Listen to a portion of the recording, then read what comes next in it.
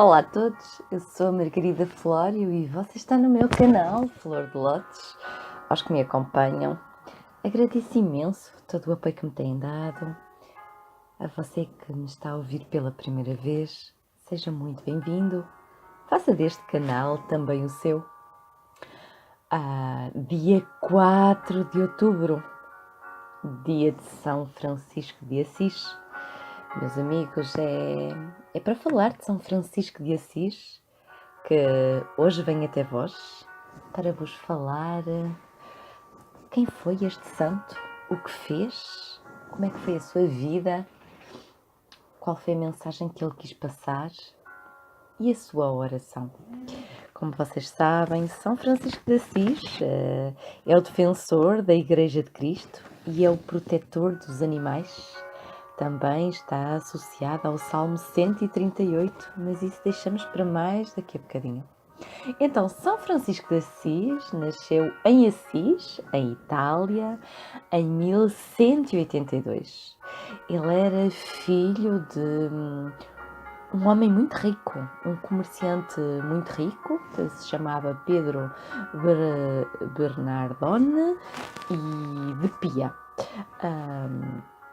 A família era uma família abastada, o pai vendia tecidos, tinham muitas posses mesmo. Na juventude, Francisco era muito rico e também gastava muito dinheiro com as tentações. Mas os negócios do pai não lhe despertavam grande interesse, mas estudar também não. O que ele queria mesmo era divertir-se. Porém, São Boaventura, o seu contemporâneo, escreveu sobre ele e disse: mas, com o auxílio divino, jamais se deixou levar pelo ardor das paixões que dominavam os jovens da sua companhia.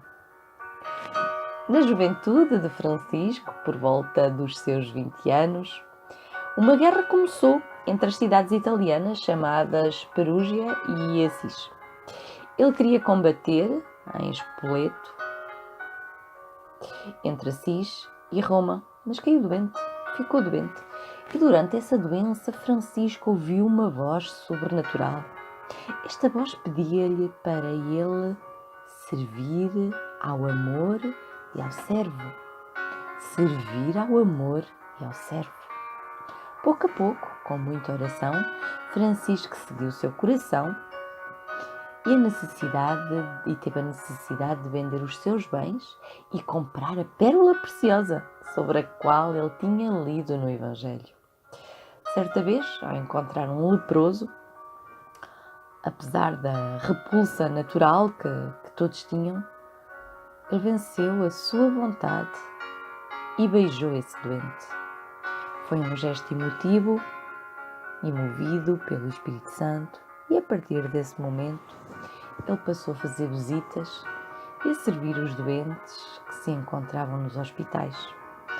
Aos pobres ele dava as suas próprias roupas e também o dinheiro que tivesse consigo no momento.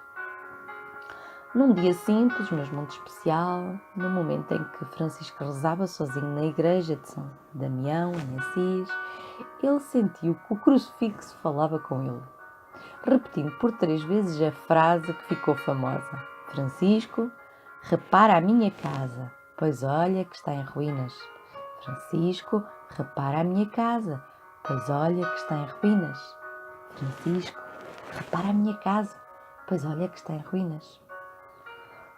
Francisco vendeu então tudo o que tinha, levou o dinheiro ao padre da igreja de São Damião e pediu permissão para viver com ele.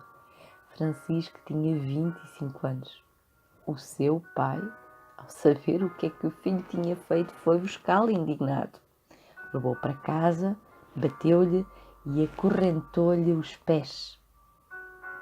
A mãe libertou-o na ausência do marido e Francisco retornou a São Damião.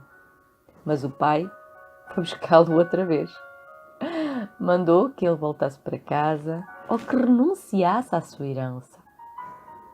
Francisco então nem hesitou. Renunciou a toda a herança e disse: as roupas que levo também pertencem ao meu pai. Tenho que as devolver.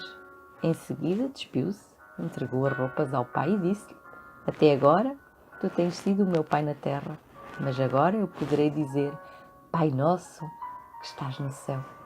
E seguiu. Para reparar a igreja de São Damião, Francisco acabou por pedir a esmola em Assis. Terminando esse trabalho, começou a reformar também a igreja de São Pedro. Depois retirou-se para morar numa capela com o nome de Porciúncula e ele fazia parte da abadia do Monte Subácio, cuidada pelos beneditos. Ali o céu mostrou-lhe o que realmente esperava dele. Um dia o trecho do Evangelho da missa que ele ouvia dizia o seguinte: Ide e pregai dizendo, o reino de Deus tinha chegado. Dai gratuitamente o que haveis recebido gratuitamente. Não possuas ouro, nem 2 túnicas, nem sandálias. A estas palavras Francisco tirou as suas sandálias, o seu cinturão e ficou somente com a túnica. Deus concedeu-lhe o dom da profecia e dos milagres, e quando Francisco pedia esmola a fim de restaurar a igreja de São Damião, ele dizia: Um dia haverá ali um convento de religiosas, em cujo nome se glorificará o Senhor e a igreja. A profecia, sim, confirmou-se com a Santa Clara e as suas religiosas. Ao curar com um beijo o câncer que havia desfigurado o rosto de um homem, São Boaventura comentou também para São Francisco de Assis: Não se há que admirar mais o beijo do que o milagre? Esta foi uma frase que ficou também famosa porque ele curou com um simples beijo o câncer daquele senhor. E foi fundada a Ordem dos Frades Menores quando Francisco começou a anunciar a verdade no ardor do Espírito de Cristo. Convidou outros a se associarem a ele na busca da perfeita santidade, insistindo para que levassem uma vida de penitência. Alguns começaram a praticar a penitência e em seguida associaram-se a ele, partilhando a mesma vida. O humilde Francisco decidiu que eles se chamariam frades menores. Surgiram assim os primeiros 12 discípulos, que, segundo registram alguns documentos, foram homens de tão grande santidade que desde os apóstolos até hoje o mundo não viu homens tão maravilhosos e santos. O próprio Francisco disse em testamento: aqueles que vinham abraçar esta vida distribuíam aos pobres tudo o que tinham.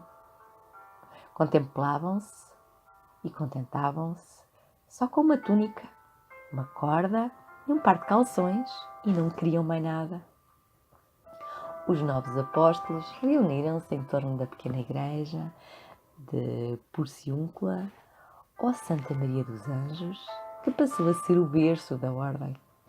Em 1210, quando o grupo contava com 12 membros, São Francisco de Assis redigiu uma regra pequena e informal. Essa regra era, na sua maioria, os conselhos de Jesus, para que possamos alcançar a perfeição. Com ela, foram a Roma apresentá-la ao Sumo Pontífice. Lá, porém, relutavam em aprovar a nova comunidade. Eles achavam que o ideal de Francisco era muito rígido a respeito da pobreza. Por fim, porém, um cardeal afirmou: não podemos proibir que vivam como Cristo mandou no Evangelho. Receberam a aprovação e voltaram a Assis, vivendo na pobreza, em oração, em santa alegria e grande fraternidade, junto à igreja de Porciúncula. Mais tarde, Inocêncio II mandou chamar São Francisco de Assis e aprovou a regra verbalmente. Logo em seguida, o Papa impôs a eles o corte de cabelo e enviou-lhes uma missão de pregarem a penitência. São Francisco de Assis foi um exemplo de vida. Ele manifestava o seu amor a Deus e pôs sempre uma alegria imensa em tudo o que dizia e fazia. Expressava muitas vezes em cânticos ardorosos. A quem me perguntava qual a razão de tal alegria, ele respondia: que ela deriva da pureza do coração e da constância na oração. Que lindo! Que essa alegria deriva da pureza do coração e da constância na oração. Magnífico, maravilhoso. A santidade de São Francisco de Assis angariou muitos discípulos e atraiu também uma jovem, a filha do conde de Sasso Rosso, a Clara, de 17 anos. Desde o momento em que ela o ouviu pregar, compreendeu que a vida que ele lhe indicava era a que Deus queria para ela. Francisco tornou-se o seu guia e pai espiritual. Nascia assim a Ordem Segunda dos Franciscanos e das Clarissas, porque foi Clara quem a fundou. Depois Inês, a irmã de Clara, também a seguiu no claustro e mais tarde uma terceira, a Beatriz, também se juntou a elas. Uma vez, São Francisco de Assis sentiu fortemente tentado pela impureza e deitou-se sem roupas sobre a neve.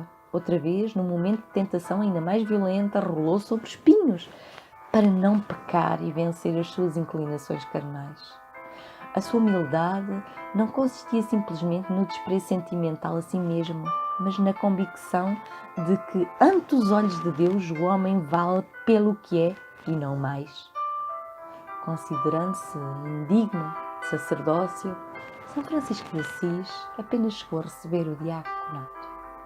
Detestava de todo o coração o exibicionismo. Uma vez contaram-lhe que um dos irmãos amava tanto o silêncio que até quando se ia confessar fazia-o por sinais. São Francisco respondeu desgostoso: isso não procede do Espírito de Deus, mas sim do demónio. É uma tentação e não um ato de virtude. Francisco tinha o dom da sabedoria.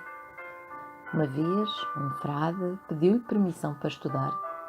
Francisco respondeu que se o frade repetisse com amor e devoção a oração Glória ao Pai, se tornaria sábio aos olhos de Deus.